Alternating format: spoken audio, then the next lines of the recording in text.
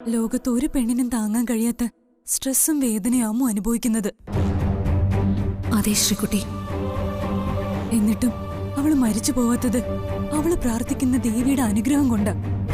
അവളെ ഇവിടെ നിർത്താതെ മറ്റൊരു ഉപജീവന മാർഗം കണ്ടെത്തി കൊടുക്കാനാണ് ശ്രീകുട്ടി ശ്രമിക്കേണ്ടത്. ഇത് എത്ര വട്ടമായി ഞാൻ നിന്നോട് പറയുന്നതാ. അമ്മ ആഗ്രഹിക്കുന്നതും അത് തന്നെയാ. അവള് നിന്റെ അനിയത്തി തന്നെയാ. എന്നാൽ മറ്റൊരു സ്ഥലത്ത് അവള് ജോലി ചെയ്യുന്നു. നിന്റെ അച്ഛനും അങ്ങനെ തന്നെയല്ലേ കരുതുന്നത്? അവളുടെ കാര്യത്തില് ഞാനും സഞ്ജുവും ചില തീരുമാനങ്ങളൊക്കെ എടുത്തിട്ടുണ്ട്. ജോലി വാങ്ങിക്കൊടുത്ത് അവളെ മാറ്റി നിർത്തുകയല്ല, കെട്ടുപാടുകളിൽ നിന്നും അവളെ സ്വതന്ത്രയാക്കി എടുക്കുകയാണ് ആദ്യം വേണ്ടത്. നീ എന്താ ഉദ്ദേശിക്കുന്നത്? സമയമാകുമ്പോ ഞാൻ ഇളയമ്മയോട് പറയാം. ഒന്നുകൂടി ഇളയമ്മ അമ്മുന്റെ നാട് വരെ ഒന്ന് പോകാൻ തയ്യാറാവണം. കൂടെ ഞാനും സഞ്ജു ഉണ്ടാവും. എന്തിന്? നമുക്കറിയണ്ടേ അവള് പറയാതെ ഹൃദയത്തിൽ താഴിട്ട് പൂട്ടി വച്ചിരിക്കുന്ന അവളുടെ ഭർത്താവ് ആരാണെന്ന്. ഇളയമ്മ ഒന്നും അവളോട് പറയരുത്. ഓണം കഴിയട്ടെ, എല്ലാം അവൾ അറിയാതെയുള്ള നീക്കങ്ങളായിരിക്കണം.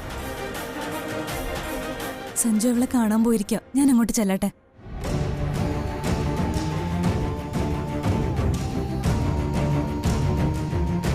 എന്റെ ദൈവമേ, ഞാൻ അനുഭവിക്കുന്നതിനേക്കാൾ വലിയ സ്ട്രെസ് ആരാ ഈ വീട്ടിൽ അനുഭവിക്കുന്നത്?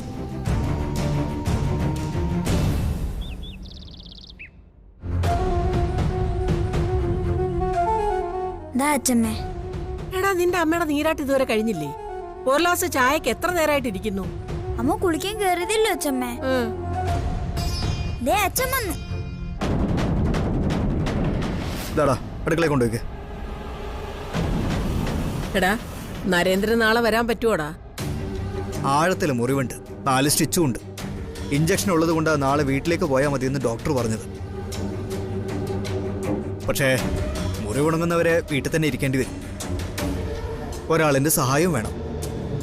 അവന്റെ സമയം ഒട്ടും ശരിയല്ല. അല്ലെങ്കിൽ ചായ കുടിച്ച ഗ്ലാസ് താഴെ വീണ് പൊട്ടി അതിൽ തന്നെ കാലു വെക്കൂ. ഓണത്തിന് വീട്ടിൽ ഇരിക്കാനാ യോഗം. ഞാനൊരു കാര്യം പറഞ്ഞ അമ്മ കേൾക്കൂ. നീ പറ. സുഗതന്റെ പണം കൊടുത്ത് ചിട്ടിക്കമ്പനി തുറന്നതോടെ ആളുകൾക്കൊരു വിശ്വാസം വന്നു തുടങ്ങിയിട്ടുണ്ട്. അത് പ്രതീക്ഷിച്ച കാര്യല്ലേടാ. അല്ല, ഇനി എത്ര കയ്യിലുണ്ട്? ആകെ ഡെപ്പോസിറ്റ് പിൻവലിച്ചത് 30 ലക്ഷം രൂപ. വീടിന്റെ മെയിൻ്റനൻസ് പണി കഴിഞ്ഞ് ബാക്കിയുള്ളത് 35 ലക്ഷം വരും. പിന്നെ പലിശ ഇനത്തിലും കാശ് വന്ന് തുടങ്ങിയിട്ടുണ്ട്. ജീവൻ വെച്ച് തുടങ്ങി മോനെ. അല്ല, ഈ സമയത്ത് ചില പൊടി വിദ്യകൾ കൂടെ കാണിച്ച തച്ചിലെടുത്തുകാരുടെ ഇമേജ് കൂടും.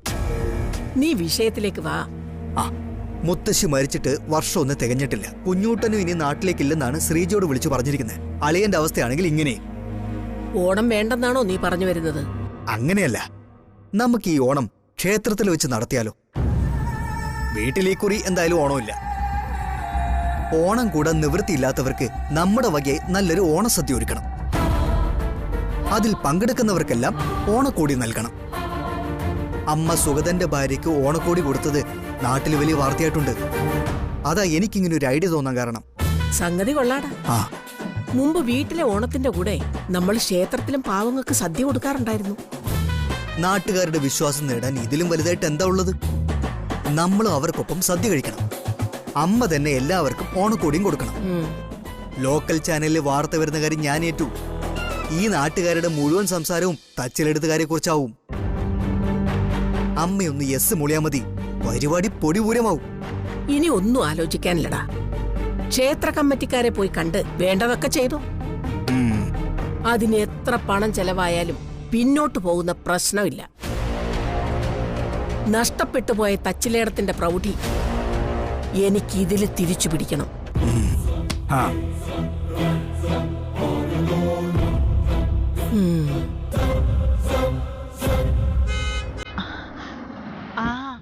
പിള്ളേരാണെന്നാ തോന്നുന്നേ.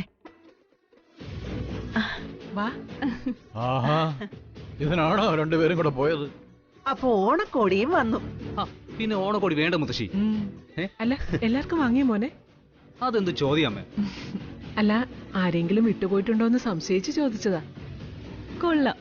സഞ്ജു എന്നെ മറന്നാലും വീട്ടുകാരെ മറക്കോ? കല്യാണം കഴിഞ്ഞിരുന്നെങ്കിലേ ഇത് നിങ്ങളുടെ ആദ്യത്തെ ഓണം ആവുമായിരുന്നു. അതുകൊണ്ടല്ലേ വല്യപ്പച്ചി എല്ലാവർക്കുള്ള ഓണക്കോടിയുമായിട്ട് ഞങ്ങൾ രണ്ടുപേരും നിങ്ങളുടെ മുന്നിലെത്തിയത്. 26 വർഷങ്ങൾക്ക് ശേഷം വല്യേച്ചി പങ്കെടുക്കുന്ന ആദ്യത്തെ ഓണം ഇത്. പ്രവേട്ടം കൂടെ ഇല്ലാത്തതിന്റെ കുറവേ ഉള്ളൂ. അല്ല രാജുവിടെ അപ്പച്ചി, രാജുവിനെ വിളിക്കേ. അല്ല ഇതെന്തിനുള്ള പുറപ്പാടാ? അല്ല ഇപ്പൊ തന്നെ എല്ലാവർക്കും വേണ്ടി വാങ്ങിയ ഓണക്കോടി സമ്മാനിക്കാൻ പോവാ. അമ്മോ, ഓണമായിട്ട് അമ്മൂന്റെ കാര്യ കഷ്ടത്തിലായത്.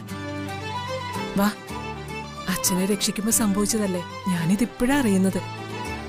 എന്താ സംഭവിച്ചതെന്ന് എനിക്കറിയാം. ഈ വീട്ടിലെ സന്തോഷം ഇപ്പൊ നിലനിർത്തുന്നത് ഇവളാ. ഇതൊക്കെ കേൾക്കാൻ ഇങ്ങോട്ട് വന്ന് എന്നെ പറഞ്ഞാ മതി. മാറങ്ങോട്ട്. അയ്യോ വല്യപ്പച്ചി പോലെ, ഇത് നിങ്ങൾക്കും കൂടി വാങ്ങിയതാ, ഒന്ന് സമ്മാനിച്ചോട്ടെ. മുത്തശ്ശ, ഇത് മുത്തശ്ശനുള്ള ഓണക്കോടി. നന്നായി വരും മക്കളെ. മുത്തശ്ശിക്കുള്ളത്. എന്റെ കുട്ടികൾ എന്നും സന്തോഷത്തോടെ കഴിയട്ടെ.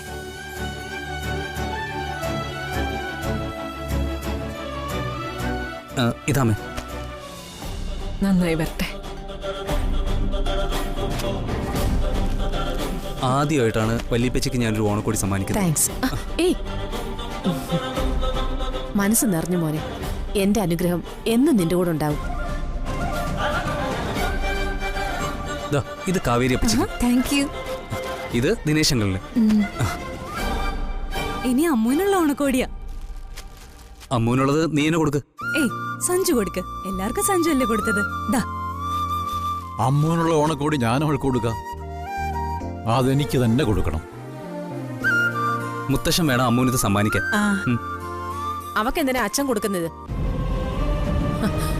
ഓ, ഇവിടുത്തെ കാര്യങ്ങളെല്ലാം തിരിച്ചല്ലേ. അമ്മു ഇങ്ങ് വാ മോളെ. വാ.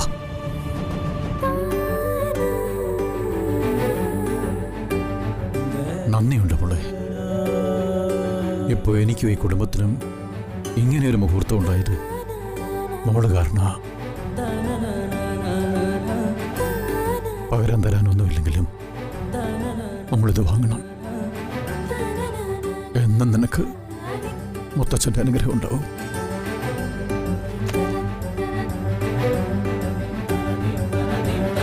പൂജാമുറിയിലും താങ്ങിപ്പിടിച്ചതിനാ. ഇവിടെയുള്ളവർക്ക് ഇതൊക്കെ മതിയല്ലോ. നിനക്ക് എന്ത് തന്നാലും മതി വരിക എന്ന് എനിക്കറിയില്ല. മനുഷ്യൻ ഇത്രയ്ക്ക് അങ്ങ് താഴാമോ? ഇവിടെ നിന്ന് ഞാൻ എന്തെങ്കിലുമൊക്കെ വിളിച്ചു പറയും. അയ്യോ മുത്തശ്ശ, ഇനിയൊന്നും പറയല്ലേ.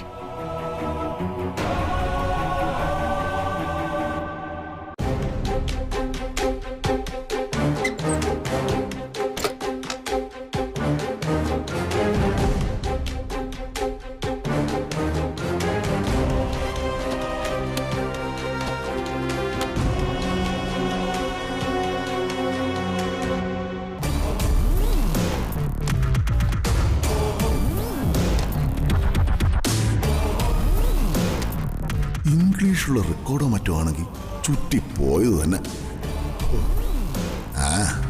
അറിയാവുന്ന ആരെങ്കിലും കൊണ്ട് കാര്യങ്ങൾ മനസ്സിലാക്കണം.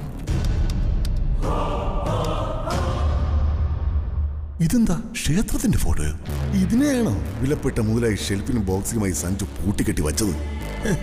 നാട്ടിൻപുറത്തെ ഏതോ ഒരു ക്ഷേത്രം.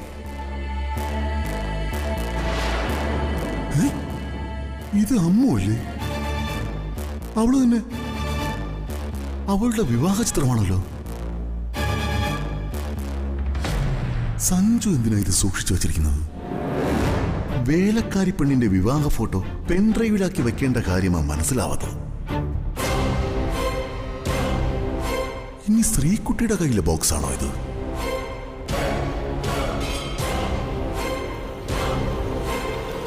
ഇത് ആ പെണ്ണ് ശ്രീകുട്ടിയെ ഏൽപ്പിച്ചത് തന്നെയാ.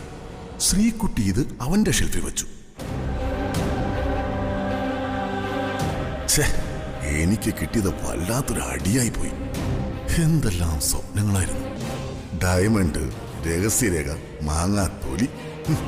ഇതിനകത്തുള്ളത് അടുക്കളക്കാരി പെണ്ണിന്റെ വിവാഹ ആൽബമെന്ന് ഞാൻ അറിഞ്ഞു. ഓ, അവളുടെ താലികെട്ട.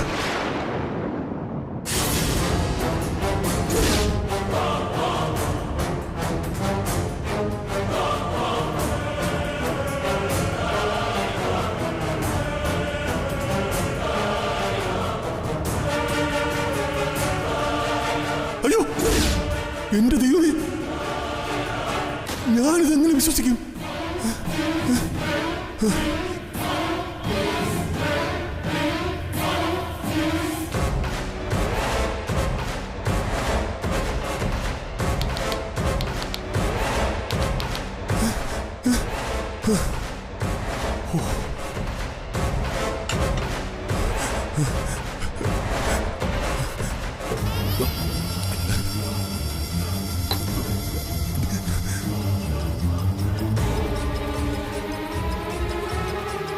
എനിക്ക് ഭ്രാന്തായതാണോ അതോ എനിക്ക് കാഴ്ച പോയതാണോ? ഇത് സഞ്ജു ആണോ? സഞ്ജുവിന്റെ ഭാര്യയാണോ അമ്മു? അതിന് എപ്പോഴാണ് അവന്റെ കല്യാണം കഴിഞ്ഞത്? ഇല്ല, ഇത് സഞ്ജു അല്ല. അവനെ പോലെ ഇരിക്കുന്ന ആരുമാണ്.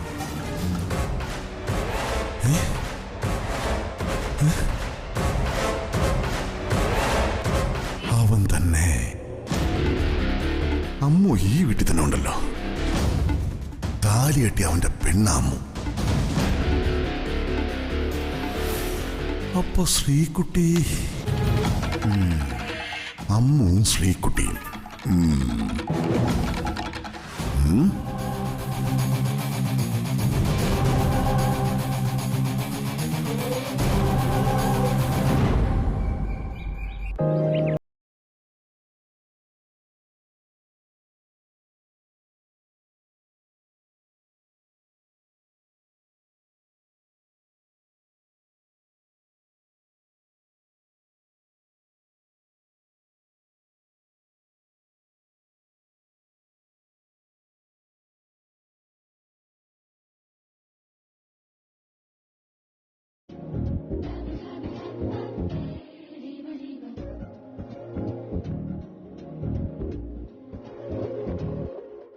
ഇനി എനിക്കൊരു സെൽഫി എടുക്കണം. പോസ്റ്റ് ചെയ്യാനല്ലേ? ആ, ബാംഗ്ലൂരിൽ എന്റെ ഫ്രണ്ട്സ് ഒക്കെ ഒന്ന് കാണട്ടെ ഇളയമ്മ. ആ, എടുത്തോ.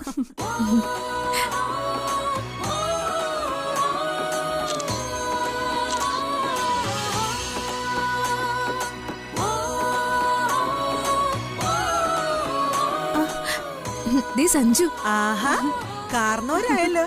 വാ.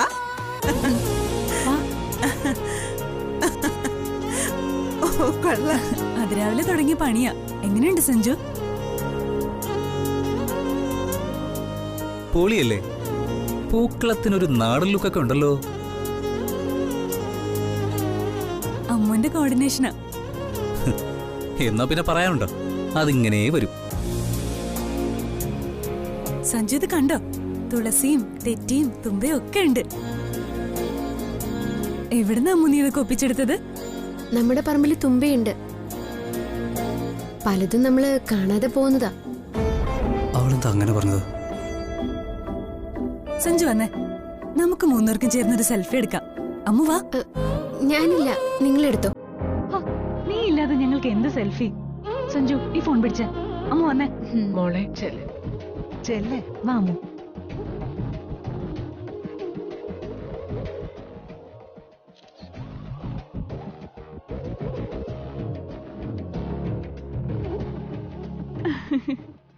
അല്ല, ഈ പൂക്കളൊക്കെ അമ്മ എപ്പോ പോയി സംഘടിപ്പിച്ചു? അത് രാവിലെ എഴുന്നേറ്റ് പോയി കൊണ്ടുവന്നതാച്ച. അത് നന്നായി. ഇപ്പൊ നാട്ടുമ്പുറത്തെ പൂക്കൾ ആർക്കും വേണ്ട. വരവ് പൂക്കൾ കൊണ്ടല്ലേ അത്തൻ ചമയ്ക്കുന്നത്.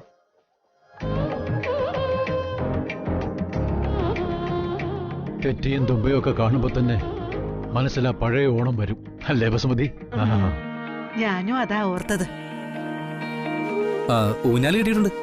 പഴയകാല സ്മരണയില് മുത്തശ്ശനും മുത്തശ്ശിയും ഒന്ന് ട്രൈ ചെയ്യുന്നോ? ട്രൈ ചെയ്യല്ല, ഞങ്ങൾ നല്ല അസലായിട്ട് ഊഞ്ഞാലാടും. എല്ലാരും ഒന്നുകൂടെ നിന്നേ, ഞാനൊരു ഫോട്ടോ എടുക്കട്ടെ. അച്ഛൻ അയച്ചു കൊടുക്കാന്. കുടുംബക്കാരുടെ ഫോട്ടോയിൽ അന്യരായിട്ടുള്ളവരെ കണ്ടു കഴിഞ്ഞാൽ ഒട്ടിച്ചു വെച്ചതായിട്ടാ തോന്നുക. ഇളയമ്മയ്ക്കും അമ്മയ്ക്കും അമ്മ ഒട്ടിച്ചു വെച്ച ബന്ധം തന്നെ ആയിരിക്കും. പക്ഷെ എനിക്കങ്ങനെയല്ല. സഞ്ജു അങ്ങനെ കരുതുന്നില്ലെന്ന എന്റെ വിശ്വാസം. സഞ്ജുവിന് ഈ പെണ്ണ് ഒട്ടിച്ചു വെച്ചത് തന്നെ അല്ലെന്ന് ഇവൻ പറയട്ടെ.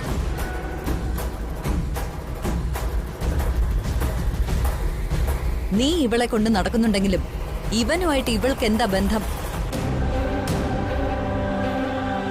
ബന്ധമല്ല, ബാധ. മതി മതി മതി. നല്ലൊരു ഓണമായിട്ട് ഒന്നും രണ്ടും പറഞ്ഞ് ആരും നിരസത്തിലാവണ്ട. എൻ്റെ ഒരു അപേക്ഷയാണ്. മോള് ഫോട്ടോ എടുക്കും മോളെ. ചെല്ലേ. വേണ്ട, എന്റെ മൂഡ് പോയി മുത്തശ്ശി.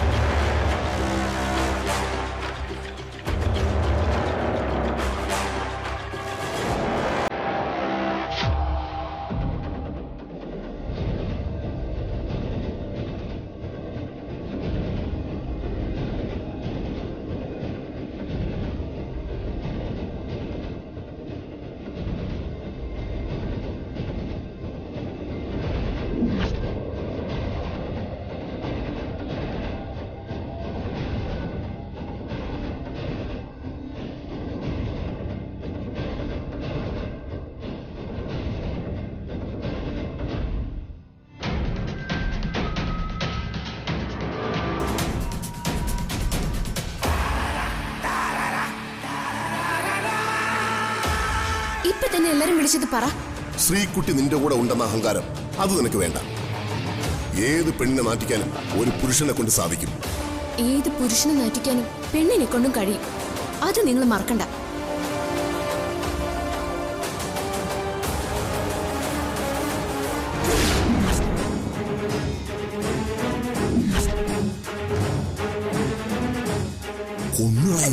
എടി, ഇത് എന്റെ വീടാ. എന്റെ ഭാര്യ കാവേരി.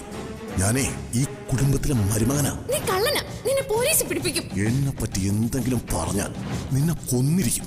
അത് ഞാൻ ചെയ്യുമടി.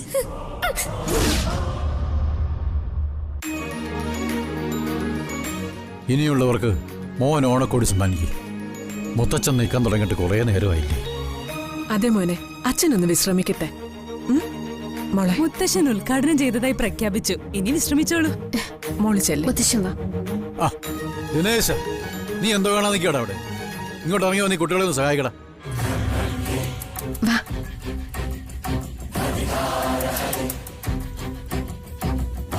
ആ അങ്കിളെ, എത്ര കീറി, എത്ര വീശിയെന്ന്. എന്റെ ദിനേശേട്ടാ ഇങ്ങോട്ടൊന്ന് സഞ്ജുവിനെ സഹായിച്ചേ. വാ അങ്കിളെ, ഇതൊക്കെയല്ലേ ഓണം. കാര്യങ്ങളൊക്കെ വ്യക്തമായി തുടങ്ങി. എടാ ഭയങ്കര അങ്കിളെ വാ പ്ലീസ്.